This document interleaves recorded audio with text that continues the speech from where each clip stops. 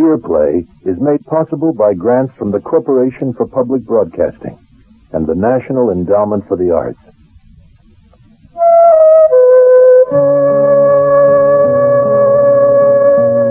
A series of contemporary plays for radio.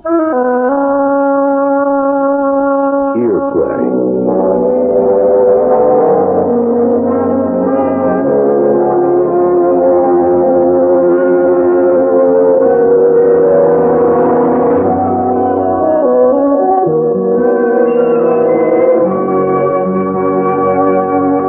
This week's Earplay presentation is Annulla, an autobiography of a survivor.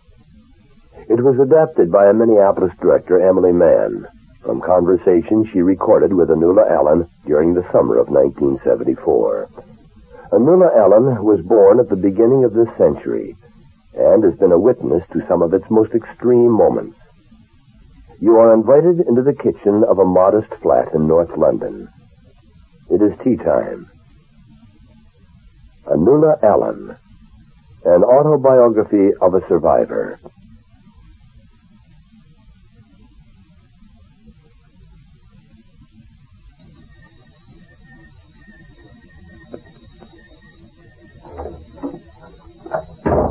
Oh, how do you do? I'm sorry I'm late. Oh, pouring with rain. Excuse me, this careful.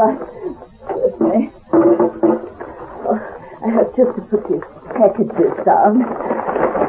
Oh, I would have been here earlier, but I had to go shopping for my sister Ada. She was hit by a milk truck 6 months ago. She said to me, I will stay crippled for life now because you have no time for me.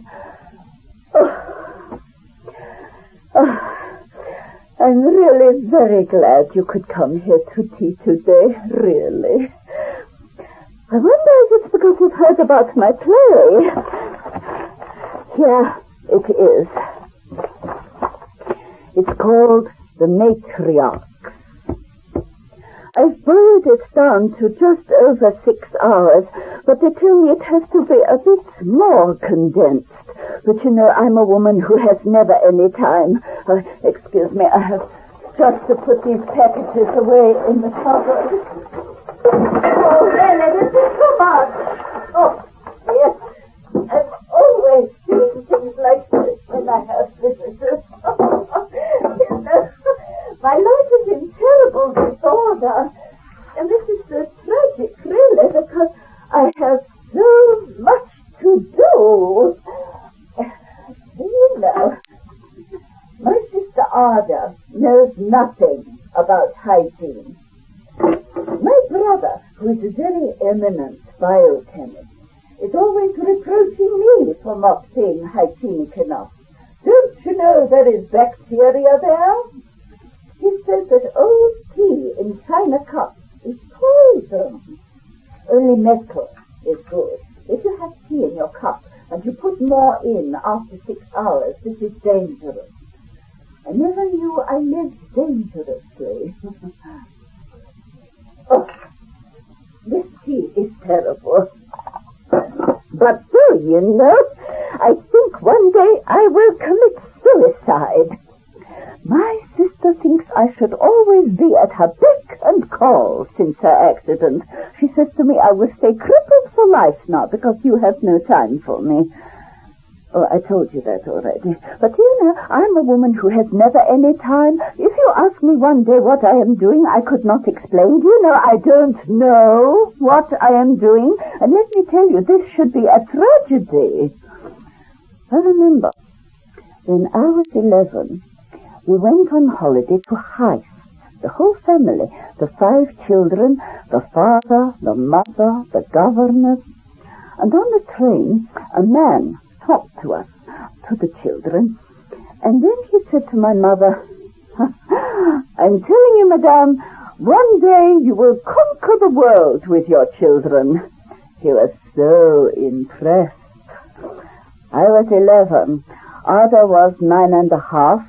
Checha was 13 or 14. Nunu was 16. Manya was I don't remember. But that man was so impressed.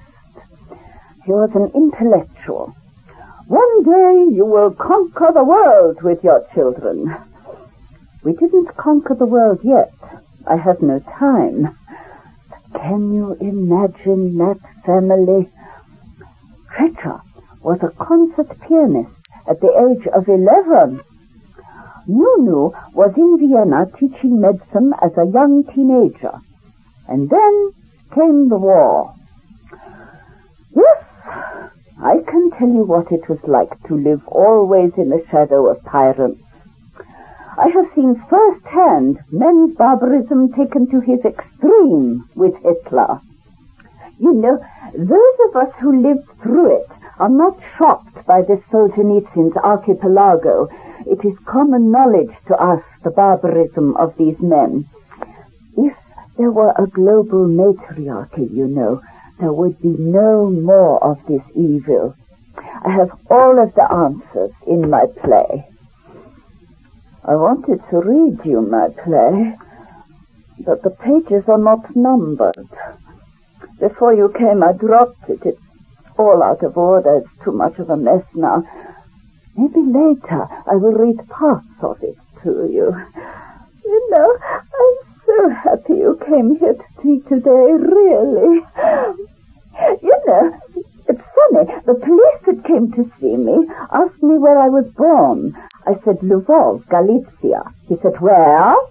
I said, don't you know? It was Austria when I was born, and then it was Poland, now it is Russia. But he said, where was Poland before? He didn't even know there was no Poland in 1900. I say this to you gently, but I want you to know that I mean it. How can people change if they don't know what happened? It is like in psychoanalysis. You must know what happened to you. Do you know, some people do not remember their childhood at all? I remember almost nothing of my childhood, but I had such an unhappy childhood I want to forget it. But I remember once, I fell into the pond at our country house. We had a children's maid, and she was looking after the 3 younger children, and she had to go to the toilet. She had a spastic colon, this maid, and so she left us. There were big leaves floating on the pond, and we thought we could go on the leaves like on a boat. Naturally, I was the most courageous of the 3. I stepped on those leaves, and I sank. The girl arrived in time to save me, but this memory will never leave me. You know, I can't see an underwater film. I get sick because this is still in me, this drowning fear. I was very lucky that I was saved. But I must tell you, I have been lucky in my life. I was telling my niece that I was pretending to be an Aryan all the time I was in Germany. I was like the horseman. Do you know this fable by Heine? No? Then I must tell it to you. A man riding a horse at night. A cold, foggy night. He's riding with no direction. He's riding for miles, and he can't get to the place he wants to. And in the morning, when the first light arrives, he realizes he was riding all night on the thin ice of the Bout de Vie, and he didn't even know it. He was lucky nothing happened to him. That is how I felt when I was in Vienna and my husband was in Dachau. Either or.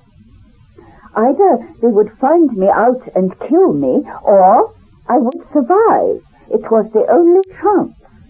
I was really ignorant of the horror that could befall me because I had to be. My cousin did the same thing in Poland, but she was found out. She knew it was her only chance. She was looking also very un-Jewish, and someone gave her away, an anti-Semitic Pole, and she was sent to Auschwitz. They did not take the women on that first raid when my husband was taken. They took only the men.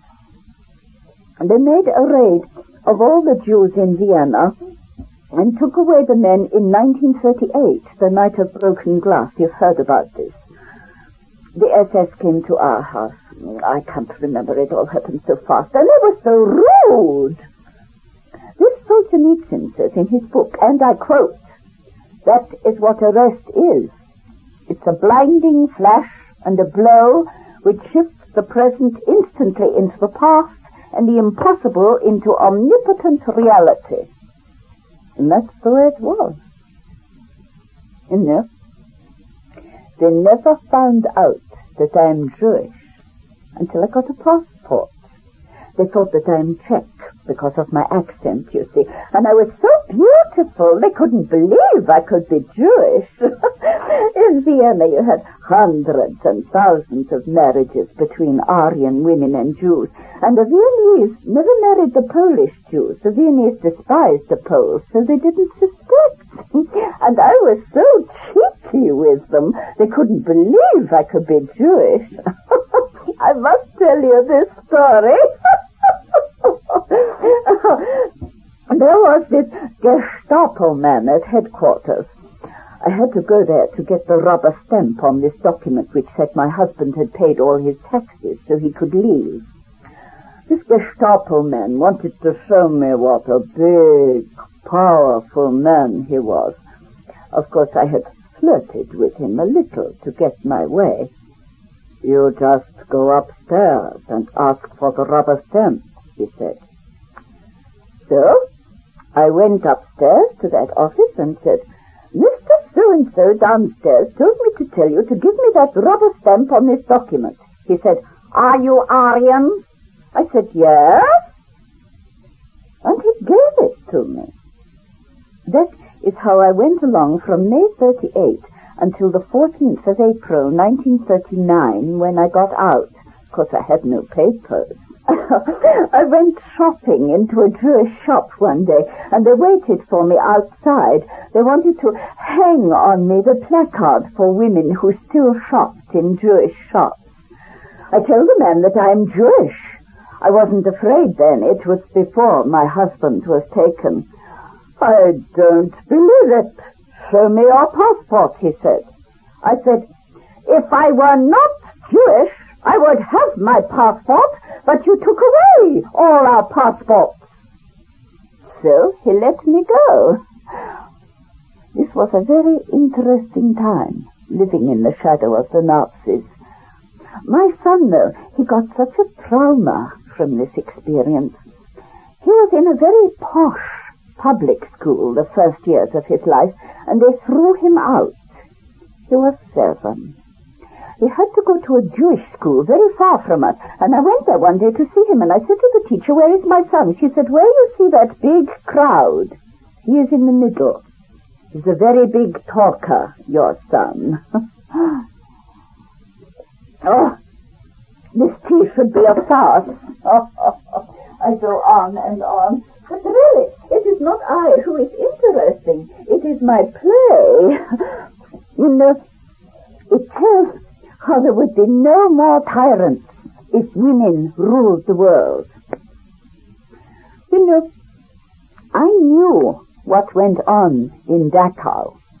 In 1938, I knew. My husband wrote me every month a letter. Oh, he was so sick when he was there. His legs swelled up. My friends who survived said he looked like an elephant. But it was because of the Nazis that he survived. B&M is the first antibiotic invented. They tried that drug on the prisoners because they daren't experiment on the Aryans. They tried it on the Jews first, you see, and they saved my husband's life. Can you imagine? There are times when I feel grateful for the strangest things. Do you know what I mean? Have you also? Do you know, I went to Dachau. Yes, I did. It was the worst day of my life. You see, I was so indifferent to what would happen to me. One day, some man from the Gestapo came to see me. He said, I'm going to buy your house. I will give you so-and-so marks for it. You'll have to sell it to me. I said, but my husband is in Dachau. You'll have to get his signature. So, I went to Dachau. I took a train from Munich to Dachau, spent the night in a hotel. Can you imagine? A Jewish woman in Dachau in 1938, and I took a room in a hotel.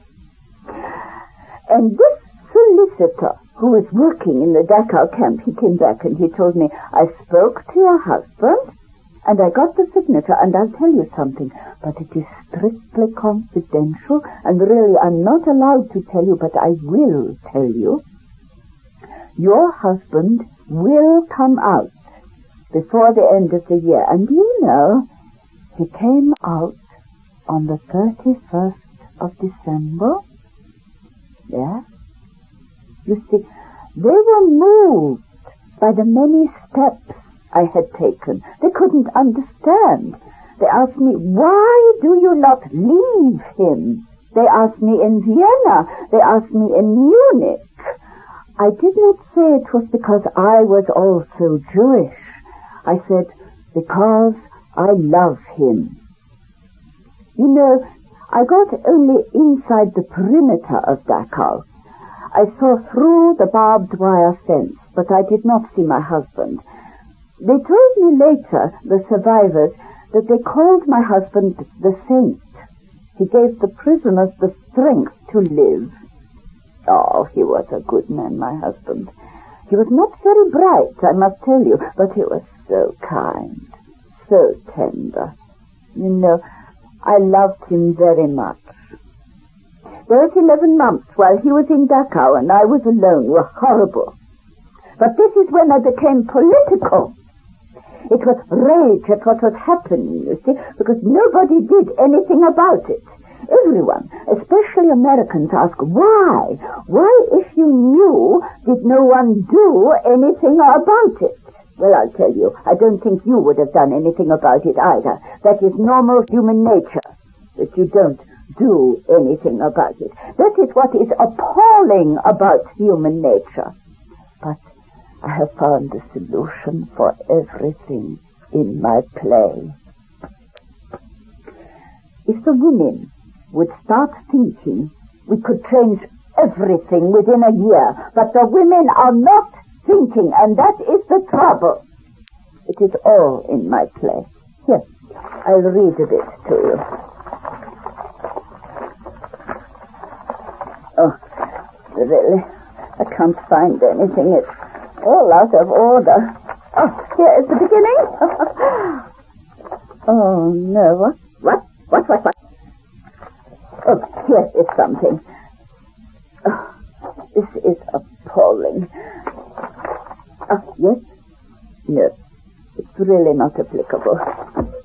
Excuse me, I have to start preparing the chicken for Arthur's dinner. I shall send this play up to the producers when I've edited a bit more. But I'm a woman who has never any time, and sometimes I don't know why I bother. But I can understand you women not being able to take action when you feel a great grief.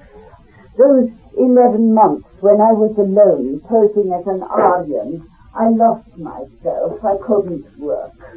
From time to time, I got those crying fits. You know, they're called Schreikranz, screaming fits. I suddenly screamed for no reason. I would be doing something normal, something ordinary, like ironing a shirt, and suddenly I get this screaming fit. That grief was so deep, because, you see, I never believed he would come back. I met him on the stairs.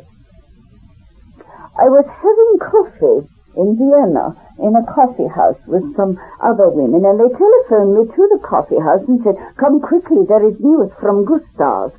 They did not want to shock me too much by telling me he had come back, so I came up the stairs, and he came towards me down the stairs. I was stunned. I couldn't move. I couldn't believe my eyes. You see, I never believed I would see him again. But my husband was such a good soul, with such a mild nature, not even the Nazis could have harmed him. He died 6 years ago. And there are times I feel how long it is since I saw him. You know, if his mother had not died from cancer, we would never have got married. He had a slight Oedipus condition, my husband. When his mother died, she died a year before we got married, he suddenly felt completely lost. And I only married him because I got so bedazzled by sex. At this time, you couldn't sleep with a man. This was not done, not in our circle. That is why I couldn't write my thesis. I was too absent-minded, distracted by this sex. In Vienna, don't forget, all the men were killed off in the First World War. There was 1 man to 10 women in the 1920s. So all right, I said, I'll marry him. He was very nice to me, as he always was. And he was very tender. And he wanted to get married by hook or by crook. So, I got married. Just got married to get married. Then he grew on me. I fell in love gradually. And I loved him very much afterwards, because you see, I didn't know him. We only knew one another 4 weeks when he proposed to me. We were on the street, and there was a thunderstorm when he proposed to me. I said, yes, all right, I'll marry you. Well, there was this thunder, and I got terribly frightened. Oh, my father wanted me to get married. I was a terrible nuisance at home. I hated my mother. She hated me. It's high time I got married. How I resented my father. He had a compassion, a burning compassion for suffering. But he was very indifferent to his children. I liked him, but he didn't notice me. Actually, I pitied him because he had too many commitments. You see, he had a whole family who relied on him to support them. Oh, we were a very tragic family. My mother very often said we are like the Strindberg family. Do you know Strindberg? Where everybody is at odds with everybody else. Fantastic. The Road to Damascus is a fantastic drama. Such tension. You know, Strindberg is not appreciated in America. They like Ibsen. They play him on and on. But really, there's very little in it. But Strindberg. You know why they can't play it? Because there are no actors of the stage who can play these people. It's like Faust by Goethe. All those tormented souls. Americans can't play this. Ada is a Strindberg character. In Vienna, she danced on stage, the Viennese ballet. She was good, nothing special, but she was good. You wouldn't want to meet her. Ballet bores me to extinction. You know, the best way to eat chicken is to skin it and boil it, add a bit of onion and carrot and some bouillon for taste. You know, when I went to Vienna, I wanted to work, to really take a job. And do you know they shooed me out? They found out my father was a millionaire. Do you know how? My father offered for sale to some other firm, something or other, and this firm wanted to buy it. So they asked me, are you any relation to... I said, yes, that's my father. The next day they give me notice. I'm always connected to the wrong people. Oh, the onions, excuse me. And do you know, I went back to Vienna to make my thesis. I passed all my seminars, and at last I thought I would settle down to do something useful. And then I got married. I wouldn't have finished that thesis anyway. It was on that Gautier. You probably never even heard of him. Very boring. So I got married. And my father died on the first day of my honeymoon. We left on the 21st of April, and he died on April the 23rd at 6 o'clock in the morning. But do you know, from that day on, my mother became the best of mothers, and I became the best of daughters, because, you see, we didn't need each other anymore. We no longer lived in the same house. Oh, you know, I abused my mother. I called her names. I was so bitter about her. My mother was a tyrant. She wanted everyone to be according to her image. She couldn't stand otherwise. That is why my older sister Churchill was the way she was. I had a stronger personality than my sister. I could survive it. My sister could not survive it. They call it now schizophrenia. It's a person who tries to live in an unlivable world, and that world was unlivable for my sister, and she escaped from it through schizophrenia. Yes, they were quite an interesting family, I can tell you. My mother was a very bad mother, really. She didn't take any notice of the younger children. Only Nuno and Chester. They were her darlings. We got pushed off on nannies, on kingdomation. We never saw our father and mother. We were deprived children, completely deprived of love. When we moved back to the house in Lvov, the three younger children lived downstairs with our French governess, and the others lived upstairs. Only I and Ada went to the same school, to a Catholic nun school. we had to go there every day to prayers and kneel down. They didn't allow the Jewish religion there, but they accepted us. And you know, they were really very fond of us, the Catholics. This is unusual, especially in Lvov, where the anti-Semitism was horrid. You know, Ada came to live with me and my family in London after the war in 1949. It was a terrible time. I gave her the bedroom. My husband slept in the dining room. I slept in the small room. My son in the living room. I was so unhappy I got cancer. But the doctor told me happy people do not get cancer. Ada is very difficult to put up with. Where are the carrots? We've never been on good terms with one another. I take care of her only out of a sense of duty. She's a very spoiled girl. She married that man because he was very good looking. I mean, really good looking. They met each other by him putting an advertisement in the newspaper that he was looking for a good-looking girl who can act, and that he is a producer at Sasha, the only film company in Vienna. Ada went to see him, to audition for him. It turned out later that he was a friend of someone's at Sasha, and he gave him the room to interview people. He was a cheat, but Ada fell in love with him.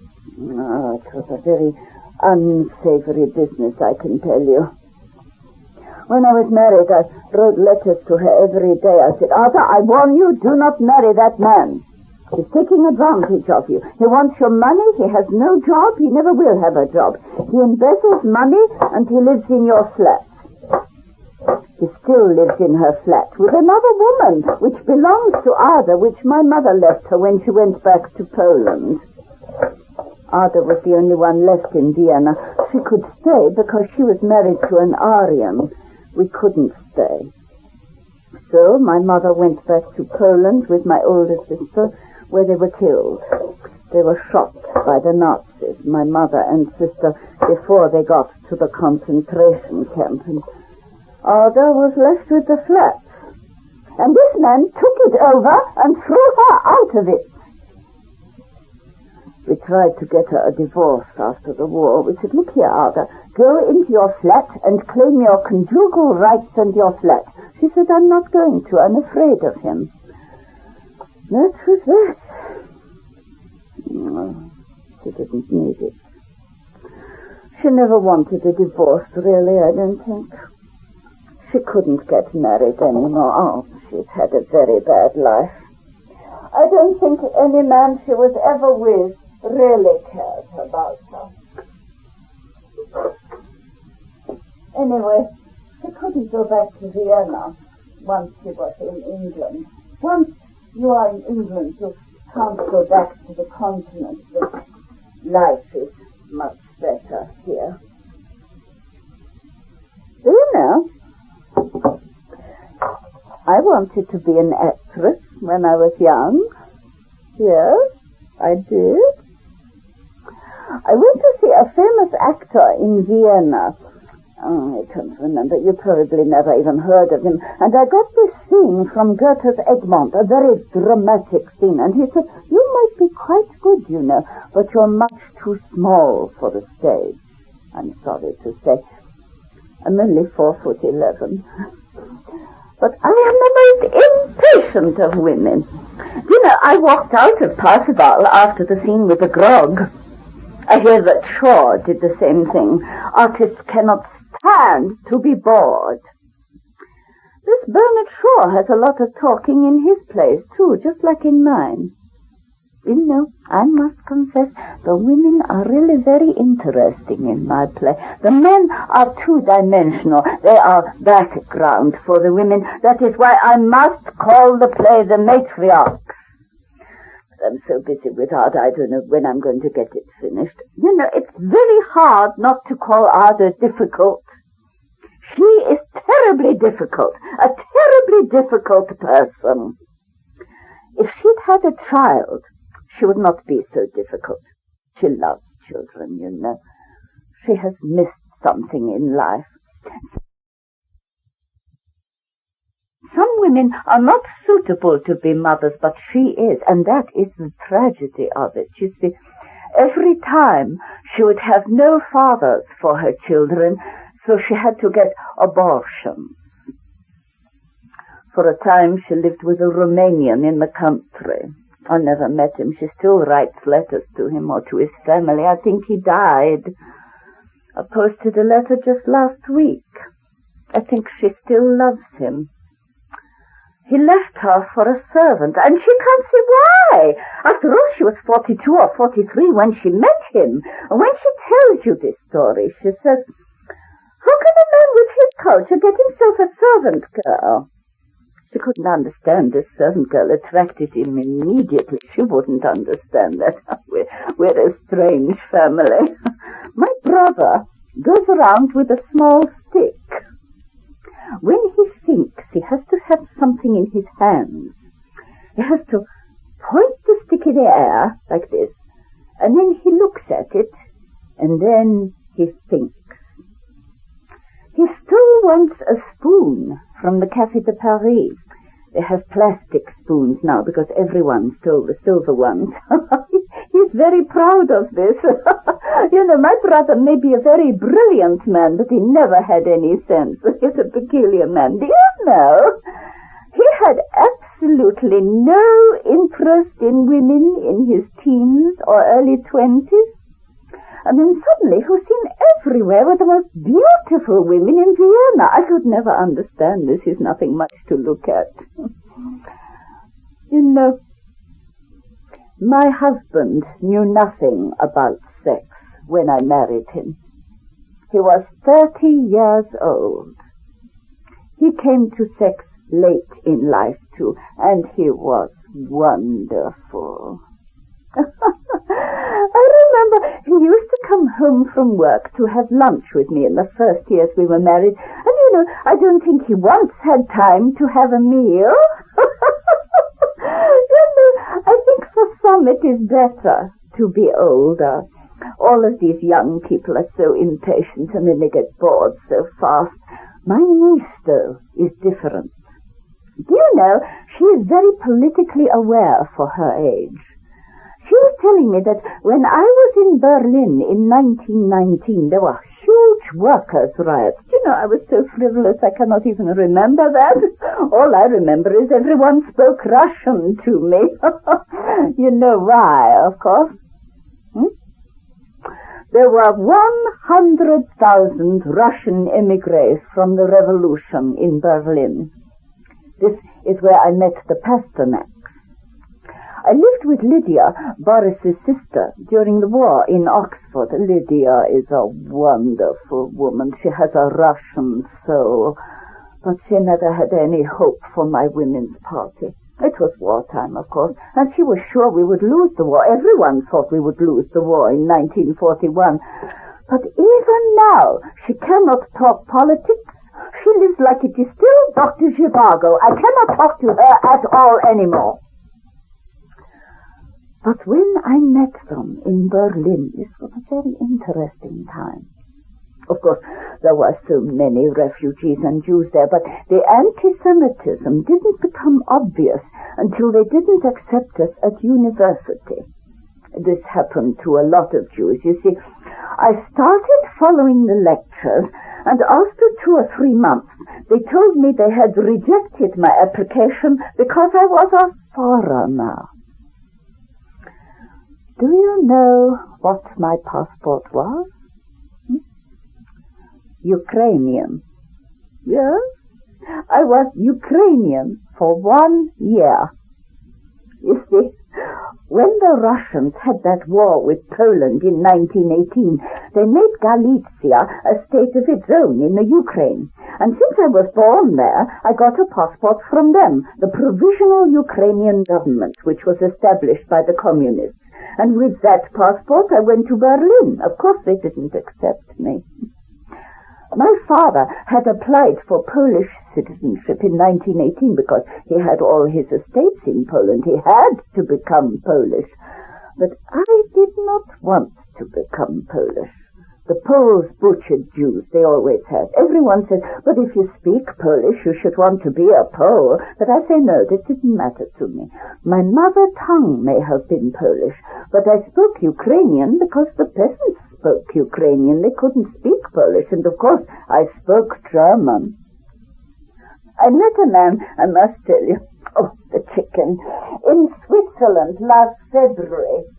He sat at my table only because everything else was occupied, or so it appeared. He started speaking German to me. He said, "You're not Swiss, are you?" I said, "No, I am not." He said, "You sound what, Russian?" I said, "No, I'm not Russian either." He suddenly started talking Russian to me.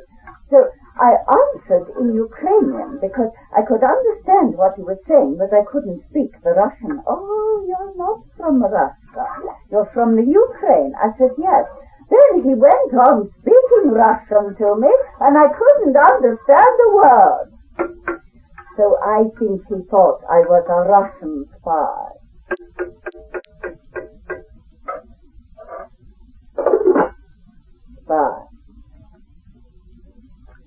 Do you know, I was photographed when every day I was going to Hampstead Heath to visit Ada in hospital. There were 2 bombs in Hampstead Heath thrown by the IRA, and I always had those packages with me. Somebody photographed me at Belsize Park tube station. I said, "What are you doing?" They said, "Oh, I am taking amateur photographs of people." Then one man one day, he joined me while I was leaving Belsize Park station to go home.